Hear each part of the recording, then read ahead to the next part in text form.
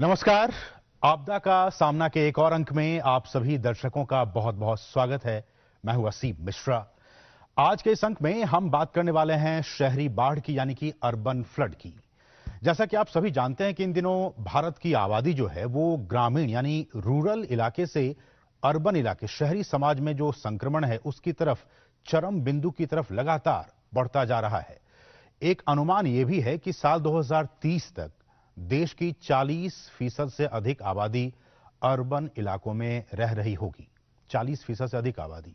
हालांकि urban planning system उसी गति से विकसित नहीं हुआ है, यह भी सच है जिस गति से शहरीकरण और तकनीकी प्रगति का इन दिनों विकास हो रहा है। अनप्लान्ड डेवलपमेंट और क्लाइमेट चेंज शहरी बाढ़ सहित कई आपदाओं का भी कारण बन रहे हैं, जिन पर गंभीरता से हमें ध्यान देने की जरूरत है। तो आज के इस अंक में हम इसी विषय पर, अर्बन जो फ्लडिंग है उस पर विस्तार से करेंगे चर्चा। और इस चर्चा में हमारे साथ तीन बहुत ही खास मेहमान इस वक्त स्टूडियो में मौजूद हैं। हमारे साथ हैं कृष्ण वत्स जी, जो कि मेंबर हैं एनडीएमए के। सर, आपका बहुत बहुत स्वागत है इस खास कार्यक्रम में। हमारे साथ दूसरी खास मेहमान है डॉक्टर हेमलता भिरवानी जी, जो कि वैज्ञानिक हैं आईएमडी से। मैम, आपका भी बहुत बहुत स्वागत है इस कार्यक्रम में। और साथ ही साथ हमारे साथ तीसरे खास मेहमान हैं मोहसिन शाहिदी जी, जो कि डीआईजी हैं एनडीआरएफ से। सर, आपका भी बहुत बहुत स्वागत है। और साथ ही साथ हमारे साथ Holi family college of nursing के बीएससी 4th ईयर के भी कुछ बच्चे यहां पे मौजूद हैं। वो भी अपने सवाल मेहमानों के साथ पूछेंगे। आप सभी का भी बहुत बहुत स्वागत है इस कार्यक्रम में। लेकिन शुरुआत डॉक्टर हेमलता मैम मैं आपसे करना चाहूंगा, और हम सभी की समझ के लिए, जो हमारे व्यूअर्स हैं उनकी समझ के लिए, कि जब हम बात करते हैं कि अर्बन फ्लडिंग की बात करते हैं, शहरी बाढ़ की बात करते हैं, क्या कुछ इसकी डेफिनेशन है, क्या परिभाषा है? और जिस तरह की बाढ़ हम सभी एक्सपीरियंस देखते हैं, अपने जीवन में अनुभव किए हैं, उससे किन मायनों में अर्बन फ्लडिंग अलग है? जी देखिए, अर्बन फ्लडिंग जो शहरी बाढ़ हम कहते हैं, ये रूरल बाढ़ से, रूरल जो एरियाज में फ्लड होता है उससे इस तरीके से डिफरेंट है कि रूरल में बारिश जब होती है तो वहाँ पे पैसेज होता है पानी जाने के लिए। बट अर्बन फ्लडिंग में इशू ये है कि यहाँ पे कोई पैसेज नहीं है, सारे कंस्ट्रक्शंस हैं, तो वहाँ पे पानी स्टैग्नेंट हो जाता है। तो ये सबसे बड़ा इशू है अर्बन फ्लडिंग का। दूसरी चीज है, जब हमारे यहाँ ड्रेनेज इतना पावरफुल नहीं है जहां से पानी जा सके, और वही क्रिएट करता है एक ऐसा सिचुएशन जहां पे वो पानी रुक जाए, ट्रैफिक हॉल्ट हो जाए, लोगों को तकलीफें हो जाए। तो इस तरीके की जो बाढ़ होती है इसे हम अर्बन फ्लडिंग कहते हैं, जो पॉपुलेशन से और कंस्ट्रक्शन से अफेक्टेड होती है। ये मेन डिफरेंस है रूरल और अर्बन फ्लडिंग में।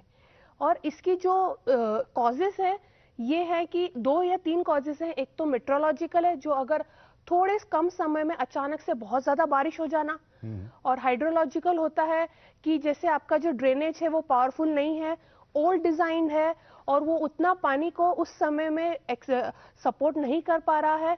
और तीसरी चीज होती है एक मैनमेड, जैसे कि आपने इलीगल कंस्ट्रक्शंस कर लिए, आपने जहां पे जरूरी नहीं था वहां पे आपने कुछ और ऐसे इम्परविएबल कंस्ट्रक्शंस कर लिए जहां से पानी पास नहीं हो सकता। तो ये सारी कंडीशंस हैं जो आपको अर्बन फ्लडिंग की तरफ ले जाती हैं एज पर सिनेरियोस।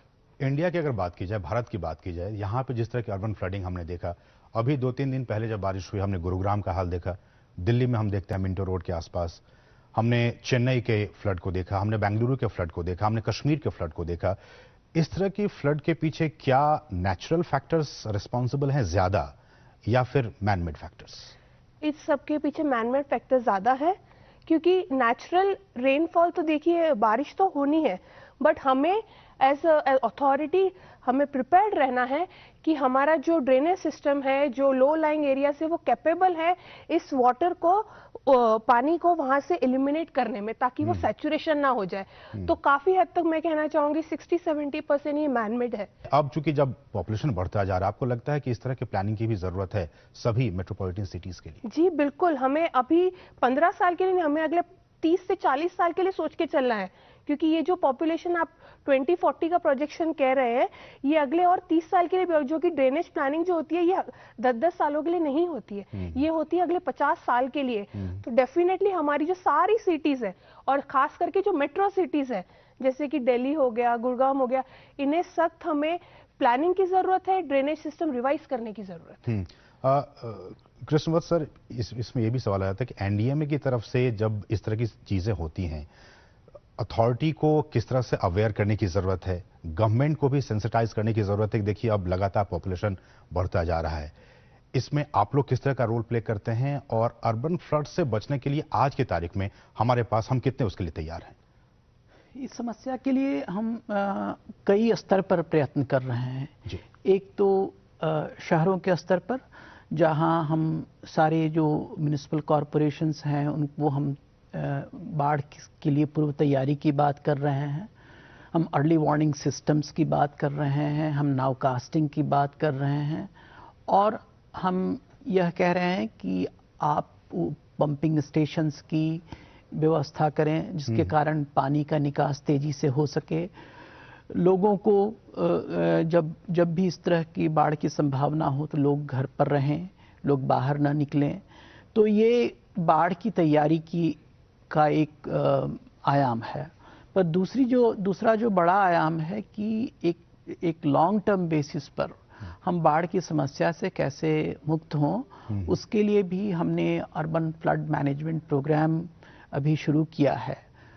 7 बड़े शहरों में यह प्रयास चल रहा है और वहाँ हम करीब 2,500 करोड़ की निधि का हम इस्तेमाल कर रहे हैं।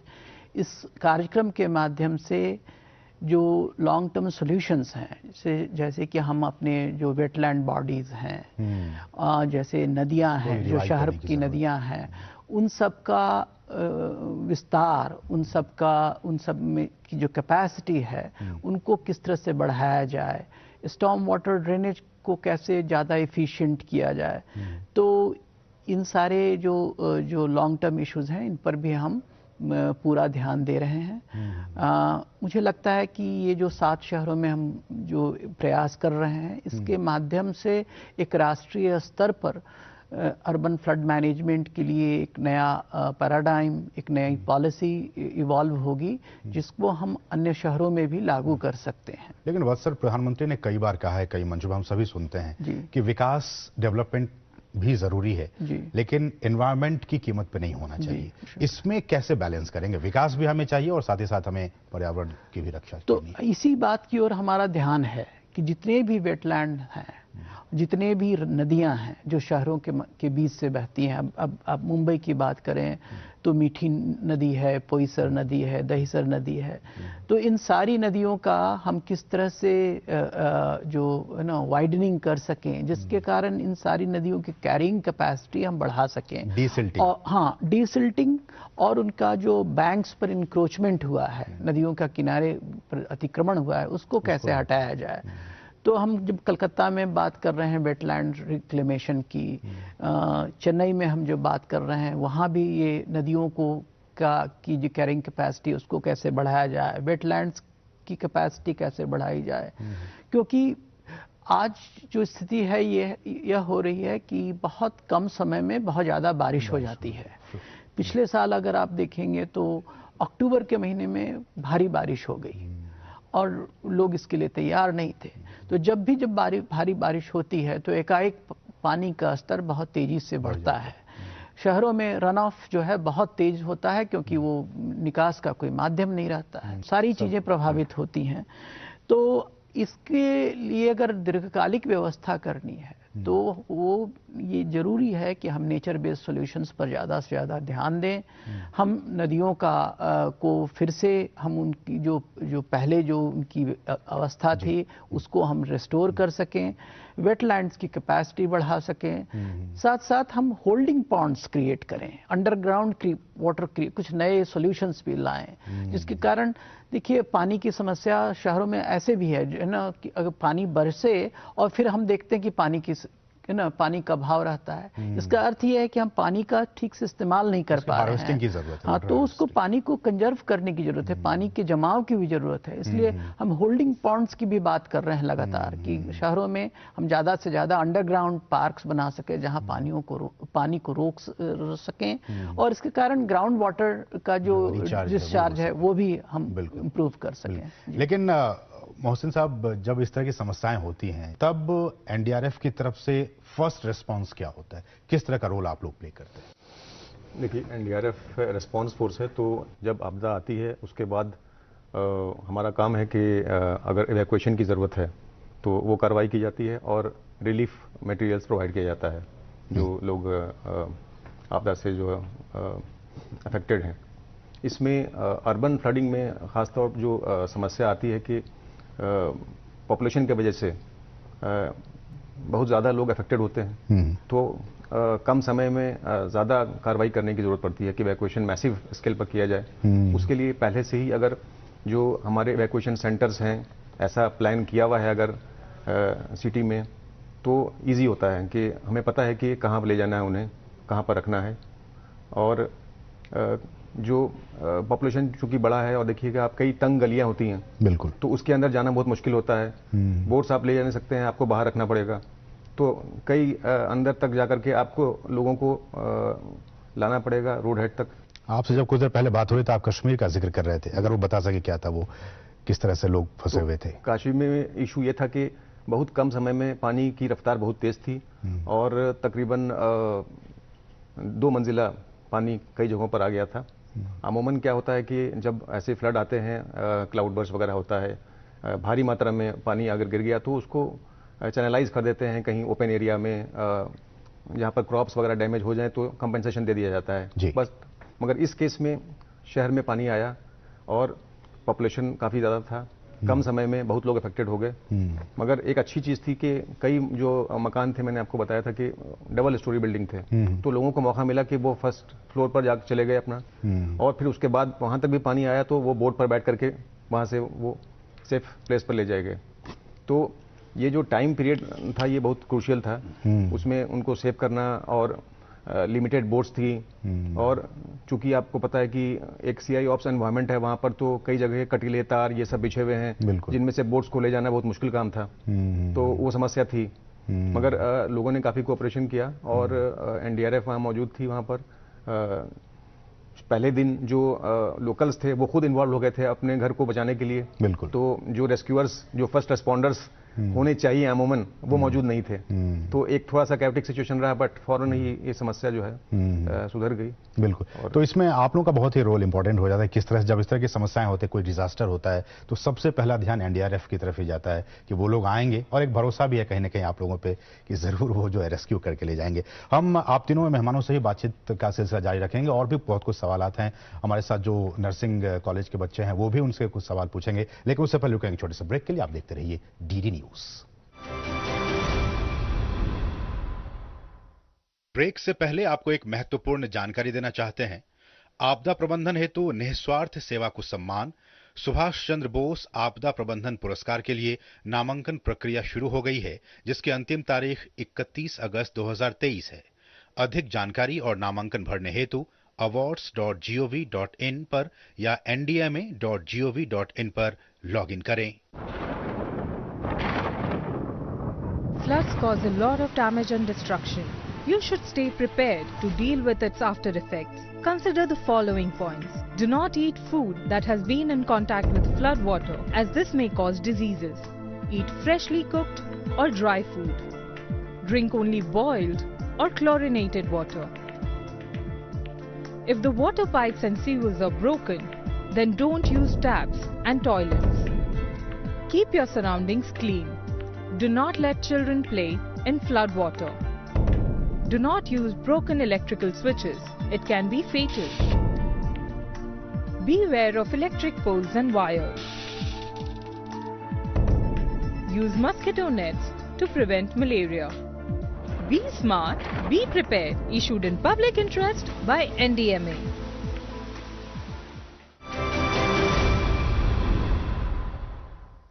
और ब्रेक के बाद आपका फिर से स्वागत है। आप देख रहे हैं आपदा का सामना, और आपदा के सामना के आज के संग में हम बात कर रहे हैं शहरी बाढ़ यानी कि अर्बन फ्लडिंग की। और हमारे साथ लगातार तीनों खास मेहमान जुड़े हुए हैं। हमारे साथ कृष्ण वत्सर हैं, हमारे साथ डॉक्टर हेमलता भिरवानी जी हैं जो कि वैज्ञानिक हैं, और साथ ही साथ मोहसन शाहिदी हैं जो कि डीआईजी एनडीआरएफ के हैं। वत्सर, एक सवाल इसमें यह भी आता है कि ये अब सिर्फ भारत की समस्या नहीं है। हम चाइना में भी देख रहे हैं, हम ब्रिटेन में देख रहे हैं, हम अमेरिका में देख रहे हैं, हम ऑस्ट्रेलिया में देख रहे हैं। इन तमाम देशों में भी इस तरह की समस्याएं हो रही हैं। तो वहां की समस्या और यहाँ की समस्या क्या समान है, या भारत की समस्या उन देशों की समस्याओं से, खासकर अर्बन फ्लडिंग की बात की जाए, कुछ अलग है? कई अर्थों में यह समस्या समान है, बट उसके परिणाम थोड़े से अलग हैं, क्योंकि हमारे शहरों की जो जनसंख्या है, उसका जो घनत्व है, डेंसिटी है, वो बहुत ज़्यादा है। तो इसलिए लोगों पर इसका ज़्यादा परिणाम पड़ता है। लेकिन जो शहरी क्लाइमेट है वह पूरी दुनिया में थोड़ा उसमें परिवर्तन हुआ है। एक तो जो अर्बन हाईलैंड हीट इफेक्ट है, इम्पैक्ट है, उसके कारण जो लोकल क्लाइमेट है उसमें थोड़ी बहुत बदल हुई है। उसके कारण जो बारिश होती है, तो जो संपूर्ण बारिश है उसके क्वांटिटी में भी थोड़ा बदलाव हुआ है। अब मुंबई का मैं उदाहरण दूं तो मुंबई में औसत तौर पर 2200 मिलीमीटर बारिश होती है साल भर में।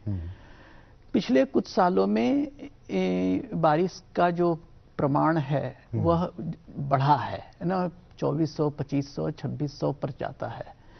तो और ये बात करीब करीब सारे शहरों पर लागू होती है।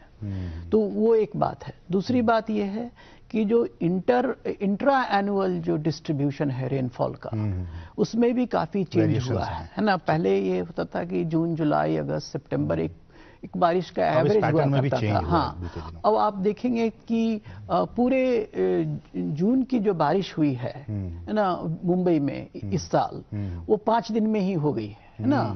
तो एक्सट्रीम रेनफॉल डेज जो है ना, वो उनकी संख्या बढ़ गई है। तो जब भी बारिश होती है तो उसका हेवी प्रेसिपिटेशन होता है, और ये बात करीब करीब सारे शहरों में लागू होती है। मुझे लगता है कि जो आप कह रहे हैं उसका मतलब ये कि बहुत वेरिएशन है, चैलेंजेस जो हैं, हाँ, बहुत वो मैदानी इलाकों के अलग हैं, आपने कहा कोस्टल इलाके के अलग हैं, जो पहाड़ी इलाके उनके अलग होंगे समस्याएं। लेकिन एक और समस्या है जिसकी ओर ध्यान दिलाना बहुत जरूरी है। इसका एक सामाजिक आर्थिक आयाम है। जो जहां हर शहर में लो लाइंग एरियाज होता है, और उस लो लाइंग एरियाज में जो आर्थिक रूप से, सामाजिक रूप से जो कमजोर होते हैं वो लोग वहां रहते हैं। और जब भी बारिश होती है, बाढ़ आती है, तो वो एरिया पहले भरता है। तो जो कमजोर वर्ग के लोग हैं वो ज्यादा प्रभावित होते हैं। और ये बात जो है भारतीय शहरों पर बहुत ज्यादा लागू होती है कि यहाँ जो लोग प्रभावित होते हैं वो लोग है ना वीकर सेक्शंस होते हैं। चूंकि इस विषय पे बहुत सारी बातें हो सकती हैं, हमारे साथ चूंकि लगातार जो Holi family college of nursing के जो बच्चे यहाँ पे इस वक्त मौजूद हैं, वो भी, उनके पास भी मुझे लगता है जरूर सवाल होंगे। आप में से कोई पहला सवाल अगर पूछना चाहें हमारे गेस्ट के साथ। मेरा नाम सिमरन है, मैं Holi family college of nursing की स्टूडेंट हूँ। तो मेरा पहला प्रश्न आप सभी से ये है कि हमें ऑपरेशन करना है, रिस्पॉन्स करना है, तो टीम वहाँ जाती है। इसमें क्या होता है कि सबसे इंपॉर्टेंट जो काम है वो है फर्स्ट रिस्पॉन्डर का, जो स्टेट होता है, बिकॉज डिजास्टर जो है वो स्टेट सब्जेक्ट है, स्टेट रिस्पॉन्सिबल पहले। और इस फर्स्ट रिस्पॉन्स में उससे भी पहले जो फोर्सेज होती हैं स्टेट की, उससे पहले कम्युनिटी इंपॉर्टेंट है। तो कम्युनिटी का अवेयरनेस बहुत ज़रूरी है कि वो जो गैप होता है स्पेशलाइज्ड टीम्स को पहुंचने का, और जो एक गैप पीरियड होता है, उसमें अगर आपने सही एक्शन कर लिया, आपने जो हिदायतें हैं उसका पालन किया, तो बहुत हद तक आप अपने आप को बचा सकते हैं, सुरक्षित रख सकते हैं। कम्युनिटी का भी रोल बहुत इंपॉर्टेंट है। बिल्कुल। कोई और सवाल अगर आप पूछना चाहें आप में से कोई? नमस्कार, मेरा नाम सिमरन गौतम है। तो मेरा सवाल है कि जो शहरी बाढ़ के कुछ प्रमुख कारण क्या हो सकते हैं? जैसे मैंने बताया, बहुत भारी बारिश और बहुत कम समय में बारिश। जब शहरों का फैलाव होता है, तो जब ये देखिए आप पेवमेंट बनते हैं, सड़कें बनती हैं, तो जब पेवमेंट और सड़कें जब बनती हैं तो परमिएबिलिटी कम हो जाती है, वो पानी जमीन के अंदर नहीं जाता है ना, वो जा ही नहीं पाता है। तो कंक्रीट की वजह से, एस्फॉल्ट की वजह से परमिएबिलिटी उसकी खत्म हो जाती है। तो फिर वो पानी जो है ऊपर की ओर आता है, उसका जो रन ऑफ है वो बहुत तेज हो जाता है, तो वो पानी ऊपर चला जाता है बहुत कम समय में वो बाढ़ आती है। तो वो एक बात है। और दूसरी बात ये कि जो नदियां हैं, शहर की नदियां हैं, शहर के वेटलैंड्स हैं, उस पर इंक्रोचमेंट हो गए हैं, तो उसमें भी पानी नहीं जा पाता है मैंने बताया सी लेवल राइज के कारण कभी कभी जो हम शहर का पानी समुद्र में जाना चाहिए वो समुद्र में नहीं, जितनी तेजी से जाना चाहिए उतनी तेजी से नहीं जा पाता। तो इन सारे कारणों से बाढ़ की जो समस्या है वो थोड़ी ज्यादा तीव्र हो जाती है। बिल्कुल। नमस्कार, मेरा नाम रिया है। मैं ये पूछना चाहती हूँ कि जैसे IMD में हम लोग क्लाउड्स, विंड्स, इन सब का देख के हम लोग पता लगा लेते हैं कि बारिश कितनी होगी, उसके हिसाब से हमें जो बाढ़ आने वाली है उसकी इंटेंसिटी के बारे में पता चल जाता है। तो अर्बन एरियाज में वो इंटेंसिटी हम लोग मेजर कर पाते हैं, क्योंकि उसमें ड्रेनेज का भी बहुत बड़ा एक वो होता है, इम्पैक्ट होता है। जी मैम। जी ऐसा है कि एग्जैक्ट इंटेंसिटी तो नहीं, बट एक अनुमान लगाया जा सकता है कि कितनी बारिश उस एरिया में कितने घंटे में होने वाली है। जैसे सर मेंशन कर रहे थे, हम 3 घंटे में नावकास्ट देते हैं, तो वहां पे नावकास्ट में हम आपको डिफरेंट कलर की वार्निंग्स देते हैं। तो अगर आप देखें कि आप रेड वार्निंग में है वो एरिया, तो आप समझ लीजिए कि more than 7-10 centimetre of rain expected है अगले 3 घंटे में।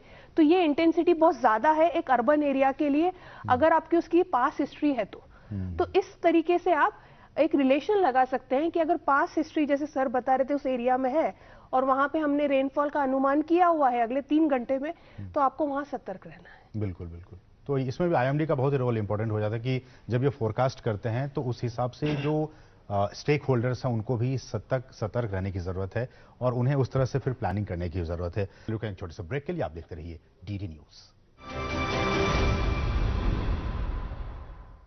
ब्रेक से पहले आपको एक महत्वपूर्ण जानकारी देना चाहते हैं।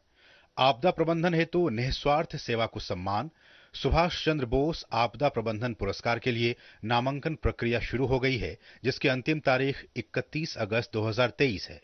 अधिक जानकारी और नामांकन भरने हेतु awards.gov.in पर या ndma.gov.in पर लॉगिन करें।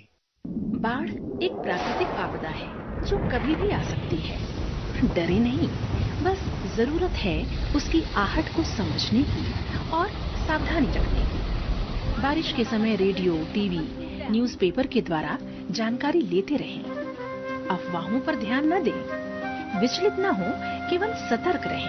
अपने मोबाइल को चार्ज रखें। SMS का उपयोग करें जिससे बैटरी की लाइफ बचे। भारी बारिश के समय घर से बाहर न निकलें। अपने जरूरी सामान जैसे सूखे कपड़े, टॉर्च, खाने का सूखा सामान, पीने का पानी और प्राथमिक चिकित्सा सामग्री की किट तैयार रखें। जरूरी कागजात जैसे परिवार के सभी सदस्यों के पहचान पत्र वाटरप्रूफ बैग में रखें। गैस और बिजली की सप्लाई बंद कर दें। तैयारी में है समझदारी। NDMA द्वारा जनहित में जारी।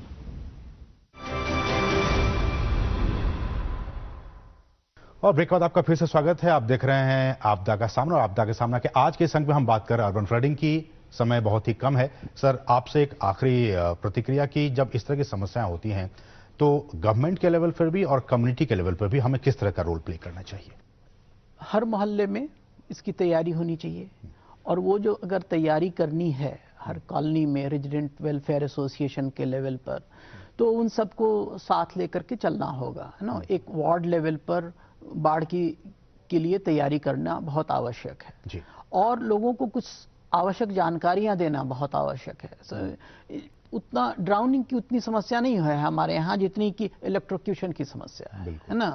तो इन सब चीज़ों की ओर ज़्यादा ध्यान देने की आवश्यकता है कि जब पानी बढ़ रहा हो तो कम से कम एक ऐसे सुरक्षित जगह में रहें जहाँ इलेक्ट्रोक्यूशन की बात ना हो, है ना, जहाँ मैन होल में कोई ना गिर सके।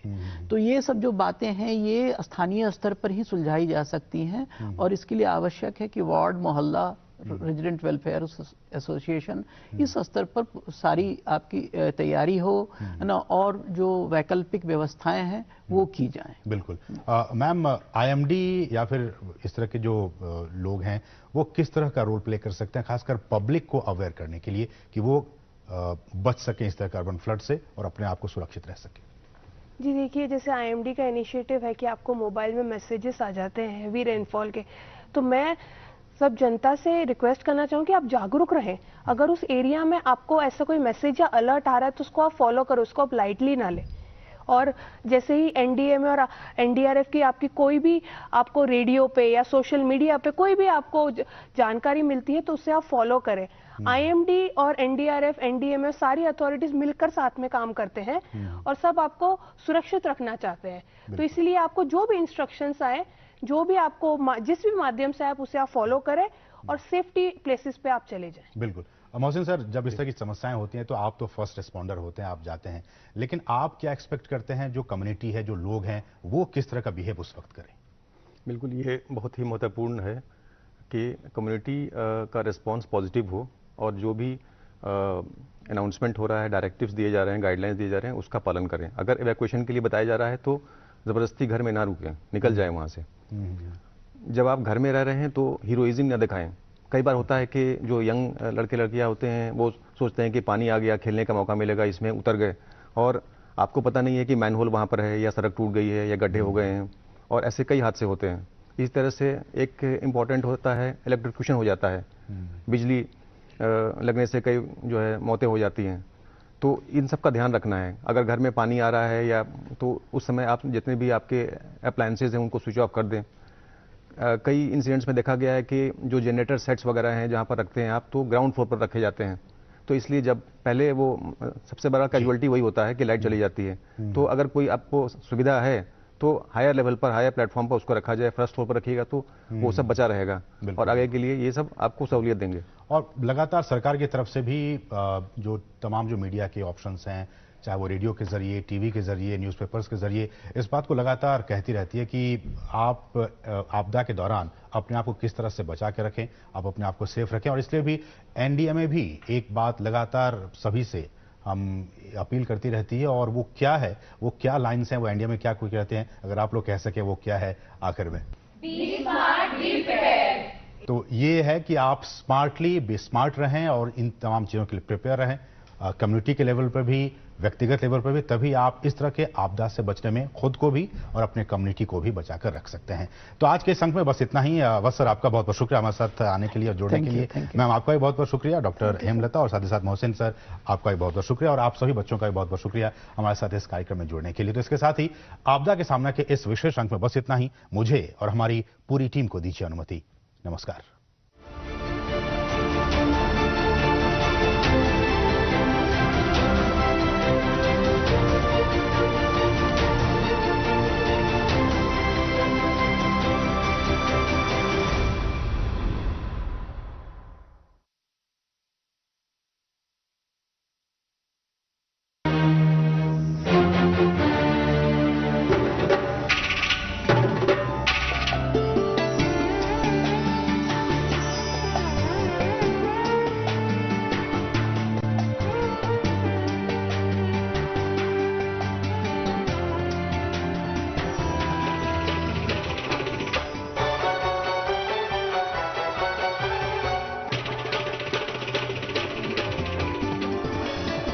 आप देख रहे हैं डीडी कश्मीर, एहसास कश्मीर का।